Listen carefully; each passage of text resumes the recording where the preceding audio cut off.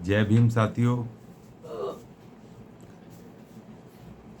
आज चर्चा करेंगे कुछ उन सवालों पर कि जो माननीय सुप्रीम कोर्ट के आदेश 1 अगस्त 2024 के आदेश के विरुद्ध कुछ विरोधी पक्ष उठा रहे हैं और इसको सुप्रीम कोर्ट के सामाजिक न्याय के पर आधारित उस आदेश को गैर संवैधानिक उसको बोल रहे हैं। उसको आर्टिकल 14 का उल्लंघन कह रहे हैं, उसको 14, 15, 16 का उल्लंघन, आर्टिकल 341 का उल्लंघन कर रहे हैं। अब इसके ऊपर कोर्ट ऑलरेडी वहाँ चर्चा कर चुका है इन सब सवालों के ऊपर, लेकिन उसके बावजूद भी तमाम विरोधी इस पे कह रहे हैं। बाकायदा मैं देख रहा हूँ कि कॉन्स्टिट्यूशनल बेंच ने 4 इसके ऊपर इशू बनाए थे और उन चारों को बहुत ज़बरदस्त तरीके से उन्होंने डिफाइन किया है।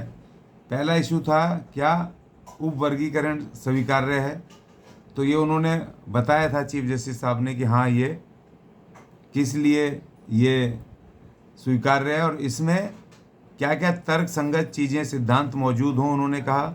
और उन्होंने कहा कि इसका जो उद्देश्य है, इसका तर्कसंगत सिद्धांत के ऊपर इसका उद्देश्य हो कि वर्गीकरण के उद्देश्य से सीधा संबंध हो कि जो तमाम जातियां जो रह गई हैं उनको उसका बेनिफिट मिले।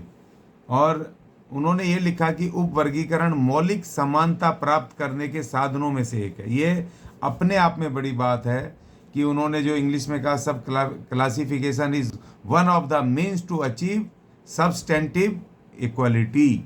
जो आर्टिकल 14 में और 15 में 16 में ये स्पष्ट रूप से मैं इस पर बात करूंगा, अभी बताऊंगा, क्योंकि बड़े बड़े नेता इसके खिलाफ बोल रहे हैं और मुझे बड़ा दुख हो रहा है कि सुप्रीम कोर्ट की संवैधानिक बेंच जिस पे कि ये तमाम पक्ष खूब इन्होंने वर्षों तक इस पे चर्चा की है और उसके बाद ये ऑर्डर आया है, इसके विरुद्ध है, इसको संविधान विरोधी बता रहे हैं, इसको अलग अलग अनुच्छेदों का उल्लंघन बता रहे हैं। अब पहला तो उन्होंने कहा कि इशू पर उन्होंने अपनी राय दी कि जो सवाल उठा क्या उप वर्गीकरण स्वीकार्य है, तो चीफ जस्टिस ने बता दिया कि क्यों ये वो है। और उन्होंने कहा कि मौलिक सिद्धांतों का ये साधनों में से एक है कि इक्वलिटी समानता प्राप्ति के लिए तमाम जातियों में से। और दूसरा जो मुख्य सवाल है जिसको लगातार ये उठा रहे हैं, जिस पे 2004 में इसी सुप्रीम कोर्ट की 5 जजों की कॉन्स्टिट्यूशनल बेंच ने इसको गैर संवैधानिक बताया था, तो वो सवाल यहीं पे आ गया कि क्या अनुसूचित जाति समरूप हैं, इज शेड्यूल कास्ट होमोजीनियस। तो इस पे उन्होंने कहा चीफ जस्टिस ने नो, ये होमोजीनियस नहीं है, मतलब एक समरूप वर्ग नहीं है। ये उन्होंने कहा नहीं, क्योंकि ये जो साक्ष्य बताते हैं अनुभव के आधार पे कि अनुसूचित जातियों के भीतर भी असमानता है, अनुसूचित जातियां एक समरूप एकीकृत वर्ग नहीं हैं, विभिन्न जातियां हैं। ये उन्होंने अपना दूसरा उसके ऊपर उन्होंने अपनी बात उसमें कही। और तीसरा उन्होंने कहा कि whether article 341 creates a homogeneous class by demeaning function. उन्होंने कहा क्या अनुच्छेद 341 काल्पनिक मानकर एक समरूप वर्ग बनता है, तो उन्होंने कहा कि नहीं, क्योंकि समावेश से संचालित अर्थात आर्टिकल जो उसमें 341 के तहत जो अनुसूचित जाति आइडेंटिफाई करके जो उसमें शेड्यूल लिस्ट में उनका इंक्लूजन किया गया है, वो एक समान रूप से नहीं है। उन्होंने कहा एक समान वर्ग का निर्माण नहीं होता है उससे कि सब जातियों को उसमें इकट्ठा करके अलग अलग जातियों को इकट्ठा किया, उसमें आइडेंटिफाई किया, शेड्यूल किया, तो इसका मतलब ये नहीं कि वो सब एक समरूप वर्ग बन गए हैं, वो उसका निर्माण हो गया, ऐसा नहीं है। तो उन्होंने कहा आगे वर्गीकृत जो उन्होंने कहा अनुच्छेद 341 अनुसूचित जातियों को अन्य समूहों से अलग करके उनकी पहचान के सीमित उद्देश्य के लिए कानूनी कल्पना बनाता है। उन्होंने कहा कि जो दूसरे वर्ग थे, अपर कास्ट वर्ग, दूसरे वर्ग, उनसे उनको अलग पहचान करके उसको उसमें 341 ने उनके उसमें आइडेंटिफाई किया, और उनका उद्देश्य जो है, उस उद्देश्य के लिए वो सब अलग अलग जातियां इक्वलिटी और तमाम चीज़ों के हकदार हैं। और उन्होंने चौथा कहा उपवर्गीकरण के दायरे की सीमा, ये चौथा इशू था। तो उन्होंने कहा यदि उपवर्गीकरण का मॉडल कुछ अनुसूचित जातियों को लाभ से बाहर रखता है तो ये असंवैधानिक होगा। उन्होंने कहा कि कुछ जातियों को उसके लाभ से बाहर, मतलब जो जातियों को आज तक मिला नहीं है तो एक तरह से वो लाभ से बाहर ही हैं, तो ये गैर संवैधानिक है। उन्होंने ये कहा कि इसका जो वो है जब उन्होंने कहा कि उपवर्गीकरण की प्रक्रिया शुरू जो राज्य कर सकता है उसे ऐसा राज्य की सेवाओं में पिछड़ेपन और प्रतिनिधित्व के स्तर से संबंधित मात्रात्मक और प्रदर्शन योग्य आंकड़ों के आधार पे करना होगा। उन्होंने कहा राज्यों को अलाउ किया सब क्लासिफिकेशन के लिए, लेकिन उन्होंने उसमें ये लाइन खींच दी है कि उसमें एक तो उनका जो उसकी जो डाटे कलेक्ट करने पड़ेंगे कि किस किस को उसका बेनिफिट मिला है, किस किस को नहीं मिला है, उसके आधार पे उसको करना पड़ेगा। और वो सबसे बड़ी टिप्पणी जो चौथा इशू है उसमें ये क्या है कि वो तब गैर संवैधानिक होगा कि जब उसमें से कुछ जातियों को, अनुसूचित जाति की कुछ जातियों को रिजर्वेशन के लाभ से बाहर रखा जाएगा। ये 4 इशू थे जिसके ऊपर भी उन्होंने बहुत ज़बरदस्त तरीके से संवैधानिक पीठ ने 7 जजों की उसको डिफाइन किया है। फिर उसके बाद अलग अलग जजिस ने भी किया, आर्टिकल 14 पे भी बात आई है। अब इससे पहले हम आगे शुरू करें कि इसमें मैं संविधान पर आऊँ, इसमें एक बड़ी बात, पहले हम पूना पैक्ट को देख लेते हैं। पूना पैक्ट में जो ये आधार माना जाता है, ये एक किताब है पूना पैक्ट, ठीक है जी। ये भी इन्हीं के भाई बंधुओं ने लिखी है, शीलप्रिय बोध जी हैं, उन्होंने लिखा है। इसमें जो पूना पैक्ट हुआ था वो 9 बिंदुओं पे कांग्रेस अर्थात श्री गांधी और बाबा साहब के बीच में ये हुआ था। पूना पैक्ट 1932 में 24 सितंबर को।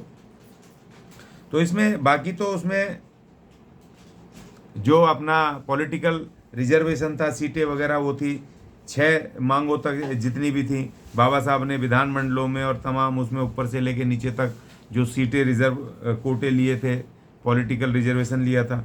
जो 8वां है वो बहुत मुख्य है, जिसमें कि बाबा साहब ने सरकारी सेवाओं में दलित वर्गों का प्रतिनिधित्व का, उसमें उन्होंने उचित प्रतिनिधित्व की उन्होंने मांग की थी, जिसकी वजह से संविधान में फिर वो आ गया था कि ये SC ST का जो नौकरियों में और शिक्षा में वो होगा, इक्वल रिप्रेजेंटेशन होगा। और दूसरी बात, ये 9वां जो है वो शिक्षा से आधारित है। जो शैक्षणिक हमारा रिजर्वेशन है और जो वो है नौकरियों का, सर्विस का, सेवाओं का, वो 8 और 9 पे आया था पूना पैक्ट पे। और इसी के आधार पे SC ST को इसमें रिजर्वेशन, इसमें संविधान में रिजर्वेशन मिला। और इन्होंने तय किया, उस समय अनुसूचित जाति की जब पूना पैक्ट हुआ तो 6 करोड़ जनसंख्या थी, तमाम अनुसूचित जाति, वो अछूत वर्गों की। अछूत वर्ग, ये समझ लो, अछूत वर्ग उस समय वर्गों की, बाबा साहब वर्ग नहीं कहते थे, वर्गों कहते थे, क्योंकि उसमें अलग अलग जातियां थी, कोई एक जाति नहीं थी, अनटचेबल कोई एक जाति नहीं थी। और सबके अलग अलग मनुस्मृति के हिसाब से उनके अलग अलग पेशे थे और अलग अलग तरीके के उनके साथ छुआछूत के जो परसेंटेज था वो भी अलग अलग था। तो इसीलिए जब संविधान बाबा साहब ने उसमें किया, अब जो आर्टिकल 14 की बार बार दुहाई दे रहे हैं, वो एक डॉक्टर भी है इनके महाराष्ट्र में, उसने भी कहा और तमाम इनके बोल रहे हैं कि संविधान पे हमला है और ये संविधान के खिलाफ है, गैर संवैधानिक है। तो हम पहले देख लेते हैं। आर्टिकल 14 कहता है समता का अधिकार, और उसमें लिखा है विधि के समक्ष समता। अब वो क्या कह रहा है कि भारत के राज्य क्षेत्र में किसी व्यक्ति को विधि के समक्ष समता से या विधियों के समान संरक्षण से वंचित नहीं करेगा। अब ये कह रहे हैं आर्टिकल 14 का ये उल्लंघन होगा अगर वर्गीकरण होगा तो। भाई ये कैसे होगा? आर्टिकल 14 का उल्लंघन कैसे होगा?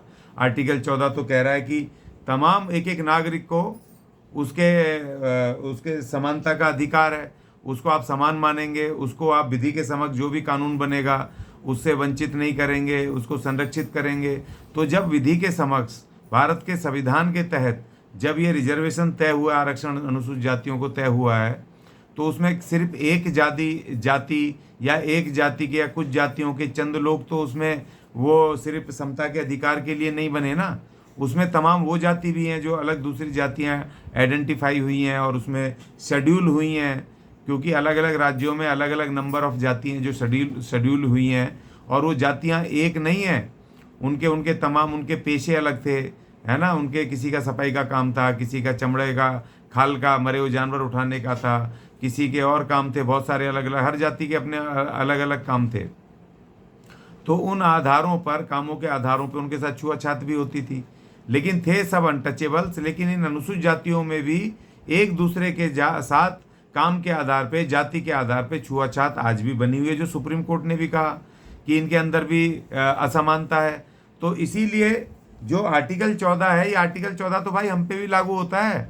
हमें भी तो समान रूप से जो आरक्षण का जो कानून बना है, उस आरक्षण में जो आरक्षण है टोटल उसमें से जो जातियों को नहीं मिला है किन्हीं भी कारणों से, उनका वो तो फिर वो उसको भी तो मिलना चाहिए ना। तो आर्टिकल 14 तो इसके सुप्रीम कोर्ट के इस आदेश को अट्रैक्ट करता है। ये कैसे उसके खिलाफ जा रहा है भाई, मुझे तो ये समझ में नहीं आ रही है, क्योंकि आर्टिकल 14 तो कह रहा है कि भाई सबको समान रूप से सबको उसका लाभ मिलना चाहिए और संरक्षित हो। और इसमें दूसरी बात है कि आर्टिकल 15 का कह रहे हैं उल्लंघन हो रहा है। अब आर्टिकल 15 कह रहा है धर्म, मूल वंश, जाति, लिंग या जन्म स्थान के आधार पर विभेद का प्रतिषेध। तो वो कह रहा है कि इन सब चीज़ों के मामले पर किसी के साथ धर्म, मूल वंश, जाति, लिंग या जन्म स्थान के आधार पर उनके साथ कोई भी किसी तरह का भेदभाव या नहीं, वो नहीं होना चाहिए, ठीक है ना। तो जब ये लिखा है तो भाई अनुसूचित जातियों में तो कोई एक जाति है नहीं। अब अनुसूचित जातियों में तो अलग अलग जातियां हैं। तो आप हमारे साथ हमारा कोटा मार करके, हमारे कोटे को सरकार ना दे रही है, वो एक दो जातियों को मिल रहा है, तो ये तो एक तरह का ये आर्टिकल 15 का ये उल्लंघन हो गया कि भाई तुम हमें अनुसूचित जो अदर शेड्यूल जातियां हैं उनको आप ना दे करके दो तीन जातियों को मिल रहा है। तो ये आर्टिकल 14 तो हमें प्रोटेक्ट कर रहा है जिनको नहीं मिला, और ये सुप्रीम कोर्ट के उस आदेश को के पक्ष में खड़ा हुआ है, जो सुप्रीम कोर्ट ने कहा है कि भैया जो जाति के आधार पर विभेद ना हो। तो यहाँ तो जाति के आधार पर विभेद हो रहा है, एक जाति मजबूत हो गई है या दो तीन जाति अलग अलग राज्यों में मजबूत हो गई हैं और उनके भी चंद लोग मजबूत हो गए। तो ये तो आर्टिकल 15 का बिल्कुल ये हिसाब से ये ऑर्डर सुप्रीम कोर्ट का है। तो इसमें कहाँ सुप्रीम कोर्ट का ऑर्डर तो खिलाफ ये उल्लंघन नहीं कर रहा है आर्टिकल 15 को। आर्टिकल 15 तो उसको और अट्रैक्ट कर रहा है, और अच्छी बात है कि उसको सपोर्ट कर रहा है इस ऑर्डर को।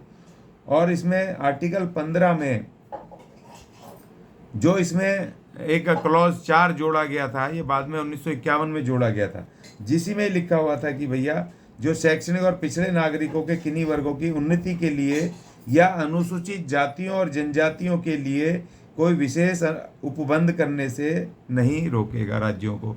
तो इसमें तो भाई जो जातियां शेड्यूल्ड हैं उसमें तो हमें रोका जा रहा है, जो बाकी जातियां हैं उन जातियों को नहीं मिल रहा है इसका। हम भी तो आर्थिक और शैक्षणिक और सामाजिक रूप से हम भी तो पिछड़े हुए हैं ना। तो हमें तो ना शिक्षा मिल रही है, ना हमें कुछ उसमें हमारी उन्नति के लिए जो प्रावधान किए जा रहे हैं वो नहीं मिल रहे हैं। तो ये तो 15/4 का तब उल्लंघन था कि जब सुप्रीम कोर्ट का ऑर्डर नहीं आया था वर्गीकरण करने का, क्योंकि जो 15% अनुसूचित जाति के लिए रिजर्वेशन है, उस रिजर्वेशन वो सभी जातियों के लिए, एक जाति के लिए नहीं है। तो उसमें सभी जातियों की उन्नति करनी है, तो हमारी उन्नति भी करो भाई।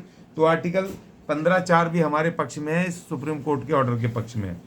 और अब देखिए सबसे बड़ी बात ये जो आर्टिकल 16 है, लोक नियोजन के विषय में अवसर की समानता, ये एक बड़ी बात है। देखो ये समझ लीजिए, इसका आर्टिकल 16 का ये सब क्लॉज 4 का है। अब उसमें लिखा हुआ है इस अनुच्छेद की कोई बात राज्य को अनुसूचित जातियों और अनुसूचित जनजातियों के पक्ष में जिनका प्रतिनिधित्व राज्य की राय में राज्य के अधीन सेवाओं में पर्याप्त नहीं है, राज्य के अधीन सेवाओं में आरक्षण के लिए उपबंध करने से निर्वाचित नहीं करेगी। अब देखो ये सवाल यहाँ पर आ गया, ये इतना खूबसूरत बात लिखी हुई है। जिस समय संविधान ये बना था उस समय अनटचेबल्स की सभी जातियों का जो उसमें सरकारी सेवाओं में जो प्रतिनिधित्व था वो बिल्कुल जीरो था, ना के बराबर था, जीरो था वो। तो उसको प्रतिनिधित्व को सरकारी सेवाओं में लाने के लिए उसके लिए ये आर्टिकल 16 में उसमें जिक्र हुआ है, उनको सरकार को कहा है कि आपको इनको करना पड़ेगा। अब जब उसके बाद ये हो गया कि भाई जिनका प्रतिनिधित्व कम था उनको SC ST कैटेगरी बना करके उनको सरकार में देने लग गए, तो वहाँ पता चला कि एक दो जातियों को इसका बेनिफिट मिल गया। तो फिर ये जो क्लॉज है, ये क्लॉज तो सुप्रीम कोर्ट के ऑर्डर को पूरी ताकत दे रहा है, क्योंकि जिन जातियों का प्रतिनिधित्व सरकारी सेवाओं में SC अनुसूचित शेड्यूल होने के जातियां शेड्यूल होने के बावजूद भी राष्ट्रपति द्वारा, संसद द्वारा और राष्ट्रपति द्वारा आइडेंटिफाई करके अनुसूची में डालने के बावजूद भी उनको प्रतिनिधित्व उनका सरकारी सेवाओं में नगण्य है, ना के बराबर है। तो अब उनको उसमें उसका जो सुप्रीम कोर्ट ने कहा कि उसका एक डाटा कलेक्ट करके कि जिनका सरकारी सेवाओं में प्रतिनिधित्व कम है उनको दिया जाए। तो ये तो इसमें कौन सी गलत बात कह दी, ये तो आर्टिकल 16(4) 4(a) का ये तो पूरी तरीके से उसको समर्थन कर रहा है सुप्रीम कोर्ट के ऑर्डर का कि जिन जातियों का SC ST की जिन जातियों का सरकारी सेवाओं में रिप्रेजेंटेशन कम हो गया है या नहीं है उनको दे दो, तो जिनका है वो थोड़ा सा सब्र करो भाई, पहले जिनका नहीं है उनको दे दो। संविधान कह रहा है, संविधान का आर्टिकल 16 कह रहा है, तो इसमें उसका उल्लंघन कहाँ से हो गया। अब देखिए ये बड़ी बात, ये कह रहे हैं कि आर्टिकल 341 का उल्लंघन, मैं उस पर भी आता हूँ, फिर बाद में आऊँगा मैं अपनी और बात पे जिसको कि छुपाया जा रहा है। अब ये है जी आर्टिकल 41 मेरे सामने, भारत का संविधान में दिखा देता हूँ आपको, मैं इसमें से पढ़ रहा हूँ। ये देखिए, ये भारत का संविधान है और ये इसमें से मैं पढ़ रहा हूँ, इस संविधान में से पढ़ रहा हूँ, मैं अलग से नहीं पढ़ रहा हूँ। इसमें आर्टिकल ये 41 में जो दो है, आर्टिकल 41 का 1, आर्टिकल 41 का 2। आर्टिकल 41 का 1 कहता है कि जो जातियां उनको अनुसूचित किया जाएगा जो सामाजिक और शैक्षणिक रूप से जो वो पिछड़ी हुई थी, उन जातियों को आइडेंटिफाई करके उनको वो नोटिफाई करेंगे। एक तो ये है, और दूसरा है कि जो 341 का 2 है, जिसको सुप्रीम कोर्ट ने भी बहुत अच्छे से उसमें समझाने की कोशिश की, लेकिन ये समझ नहीं रहे क्योंकि अब इनको लग रहा है कि इनका एक छत्र राज खत्म हो जाएगा। उसमें आर्टिकल 2 में किसी कमज़ोर शैक्षणिक और सामाजिक कमज़ोर जाति को आइडेंटिफाई करके उसमें इंक्लूड करना, अर्थात जोड़ना, या जो जातियां जो शैक्षणिक और सामाजिक रूप से और आर्थिक रूप से मजबूत हो गई हैं, ताकतवर हो गई, इसका लाभ ज़्यादा लेकर के उनको बाहर करना, इनको वो एक्सक्लूड करना, ये है। और ये संसद द्वारा किया जाएगा और ये राष्ट्रपति के द्वारा किया जाएगा, इसमें कोई शक नहीं है। लेकिन सुप्रीम कोर्ट ने ना तो किसी जाति को इंक्लूड करने के लिए ऑर्डर दिया है, ना उन्होंने किसी जाति को एक्सक्लूड करने के लिए, बाहर निकालने के लिए कहा है।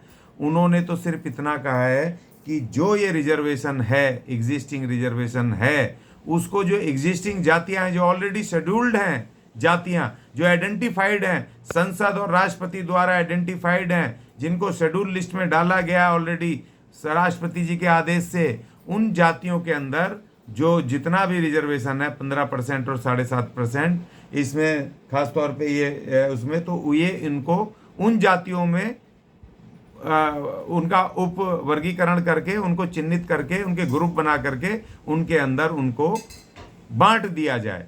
ये है, इसका मतलब है आरक्षण में आरक्षण, अर्थात आरक्षण में वर्गीकरण, अर्थात कोटे में कोटा। जो एग्जिस्टिंग कोटा है उस कोटे में जो ऑलरेडी शेड्यूल जातियां हैं, संसद और राष्ट्रपति द्वारा चिन्हित जातियां हैं, नोटिफाइड जातियां हैं, उसको उनके अंदर आपस में बांट दिया जाए। तो ये आर्टिकल 341 का उल्लंघन कैसे होगा, ये भी नहीं है।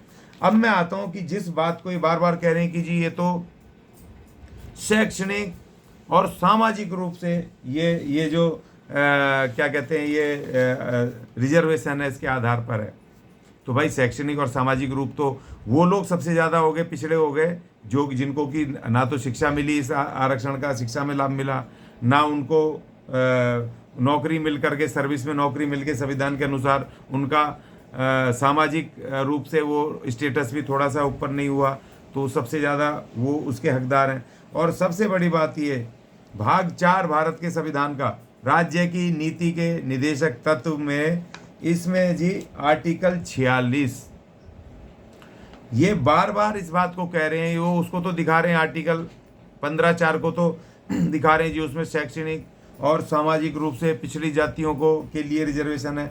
लेकिन इसमें जो डायरेक्टिव्स, प्रिंसिपल ऑफ डायरेक्टिव्स हैं स्टेट के, जो बाबा साहब ने राज्य को निर्देश दिए हैं अनुसूचित जाति जनजाति के दुर्बल वर्गों, अनुसूचित जाति, अनुसूचित जनजातियों और अन्य दुर्बल वर्गों की शिक्षा और अर्थ संबंधी हितों की अभिवृद्धि। अब इसमें बाबा साहब के क्या लिख रहे हैं, राज्य जनता के दुर्बल वर्गों के विशेषतया अनुसूचित जाति और अनुसूचित जनजाति के शिक्षा और अर्थ संबंधी हितों की विशेष सावधानी से अभिवृद्धि करेगा और सामाजिक अन्याय और सभी प्रकार के शोषणों से उनकी संरक्षा करेगा। ये देखिए इसमें लिखा है कि अर्थ संबंधी, ये आर्थिक, उनकी आर्थिक स्थिति को भी ठीक करेगा।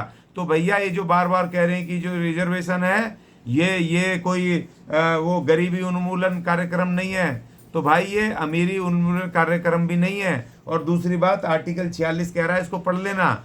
इसमें जो SC ST के उनके जो शैक्षणिक और उनके इकोनॉमिकल अर्थ संबंधी जो हित हैं उनको भी सावधानी पूर्वक करेगा। अब आपने शिक्षा ले ली रिजर्वेशन से और आपने सरकारी नौकरियां ले ली, तो जिन लोगों को सरकारी नौकरियां मिल गई उनको उनके आर्थिक स्थिति ठीक हो गई।